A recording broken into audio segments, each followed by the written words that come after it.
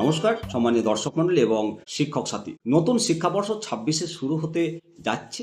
আর নতুন শিক্ষাবর্ষ থেকে একেবারে কড়া বিজ্ঞপ্তি প্রকাশ করে ফেলেছে শিক্ষকদের জন্য। প্রত্যেকটা শিক্ষককে টিচার্স ডায়েরি মেইনটেইন করতে হবে। কেন মেইনটেইন করতে হবে? টিচার্স ডায়েরি মেইনটেইন না করলে কি হবে? কেন মেইনটেইন করা বাধ্যতামূলক?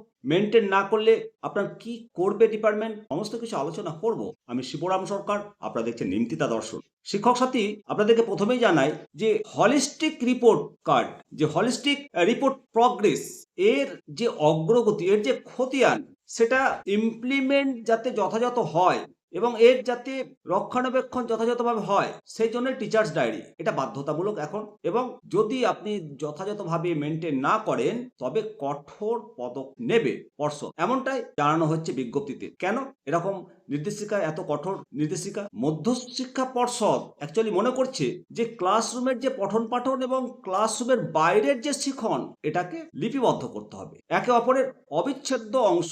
এটা শুধু একটা নোটবুক নয়, এটা একটা ডায়েরি নয়, এটা প্রমাণ দেবে আপনার অ্যাক্টিভিটিস, কোন অধ্যায় কোন কনসেপ্ট পড়ানো হয়েছে এবং শিক্ষার্থীর আচরণগত পরিবর্তন, তার যে দক্ষতার বৃদ্ধির যে বিকাশ, তার যে ব্লুজম টক্সোনমি, শিশুর যে সক্ষমতা নির্ণয়ে আপনার ভূমিকা, সেটাই লিপিবদ্ধ থাকবে। এই টিচার্স ডায়েরি যে কাঠামো, সেটা দুটো ভাগে ভাগ রয়েছে। প্রাথমিকে হলিস্টিক রিপোর্ট প্রগ্রেস চলছে, সেকেন্ডারিতেও হলিস্টিক রিপোর্ট প্রগ্রেসের কাজ শুরু হবে ২৬ শিক্ষাবর্ষ থেকে। দুটো ভাগে, সাবমেটিভ আর ফরমেটিভ। প্রতি বিষয়ের জন্য একটা শিক্ষাবর্ষে মোট ৯ বার পরীক্ষা হবে, ৯ বার মূল্যায়ন হবে। প্রতি মাসের তৃতীয় সপ্তাহে ফরমেটিভ ইভ্যালুয়েশন হবে এবং চতুর্থ সপ্তাহে রিমিডিয়াল টিচিং, অর্থাৎ কোনো যদি খামতি থাকে তার সংশোধনী পাঠ দিতে হবে। কিভাবে প্রশ্ন হবে তারও ব্যাখ্যা রয়েছে। লিখিত প্রশ্ন হবে, প্রজেক্ট ওয়ার্ক হবে, মৌখিক প্রশ্ন হবে, মডেলের প্রদর্শন হবে এবং সমস্ত কিছুর ওপর মূল্যায়নটা করতে হবে। শিক্ষাবর্ষে মোট ৩ বার মূল্যায়ন হবে। এপ্রিল মাসের প্রথম সপ্তাহে, আগস্ট মাসের প্রথম সপ্তাহে আর ডিসেম্বরের প্রথম সপ্তাহে, এই ৩ বার মূল্যায়ন হবে। পর্ষদ শিক্ষকদের ক্লাসরুম ট্রানজাকশন বা পাঠদানের পদ্ধতির ক্ষেত্রেও বিশাল পরিবর্তন এনেছে। এখন থেকে ষষ্ঠ থেকে অষ্টম এবং নবম দশম শ্রেণীর জন্য নির্দিষ্ট মডেল মেনে পড়াতে হবে। Model 4C: communication, collaboration, critical thinking এবং ক্রিয়েটিভিটি, অর্থাৎ সহযোগ, সহযোগিতা, সমালোচনামূলক চিন্তা এবং সৃজনশীলতা। 5E মডেল: এনগেজ, নিযুক্তকরণ, এক্সপ্লোর, অন্বেষণ, এক্সপ্লেইন, ব্যাখ্যা, এলাবোরেটেড, বিস্তৃত করা এবং ইভ্যালুয়েট, মূল্যায়ন করা। আইকন মডেল: এটা হলো তথ্য প্রক্রিয়াকরণ এবং জ্ঞান নির্মাণের জন্য এই মডেলটি ব্যবহার করা হয়েছে। মূলত শিক্ষকের দায়িত্ব এবং রিমেডিয়াল ক্লাস এই নতুন শিক্ষাবর্ষ থেকে বহুগুণ দায়িত্ব বেড়ে গেল। দুর্বল ছাত্রদেরকে চিহ্নিত করতে হবে আপনাকে, তাদের জন্য সংশোধনী পাঠ দিতে হবে। একজন শিক্ষককে তার সাপ্তাহিক যে 25টি নির্ধারিত ক্লাস রয়েছে তার বাইরেও রিমিডিয়াল ক্লাস অনুসরণ করতে হবে এবং ক্যাচ, অর্থাৎ সমস্যা ধরতে হবে, চ্যালেঞ্জ নিতে হবে আর চেঞ্জ আনতে হবে। এই 3টি মূল থিঙ্কিং।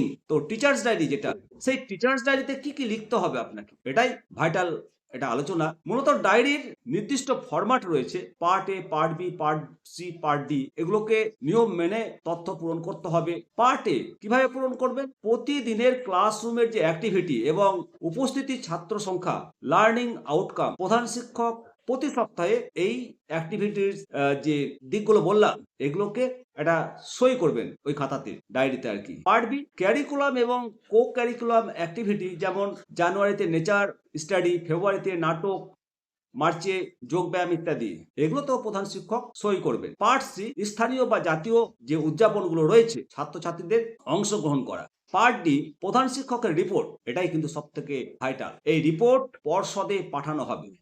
আর এই নির্দেশিকা যদি কোনো সহকারী শিক্ষক অমান্য করেন তাহলে পর্ষদ কড়া পদক্ষেপ নেবে, এটা সাফ জানিয়ে দিয়েছে। তাই সকল শিক্ষক শিক্ষিকাগণকে অনুরোধ করব, অবিলম্বে নতুন ফরম্যাটে নতুন ডায়েরি মেনটেন করা শুরু করুন এবং হলিস্টিক রিপোর্ট কার্ড এর সঠিক ইমপ্লিমেশনে সহযোগিতা করুন। ভালো থাকবেন। অবশ্যই কেমন লাগলো আজকের এই প্রতিবেদন, আপনাদের গুরুত্বপূর্ণ মতামত দেবেন যে এই যে হলিস্টিক রিপোর্ট কার্ডের যে টিচার্স ডায়েরি, এটা কি সত্যি সত্যি বাস্তব মূল্যায়ন সম্ভব, যেখানে প্রত্যেকটা বিদ্যালয়ের শিক্ষক সংকট এমত অবস্থায় প্রশ্ন উঠছে, শিক্ষক না থাকলে ছাত্রের হাল কি হবে? এই প্রশ্নের উত্তর আমরা খুঁজব।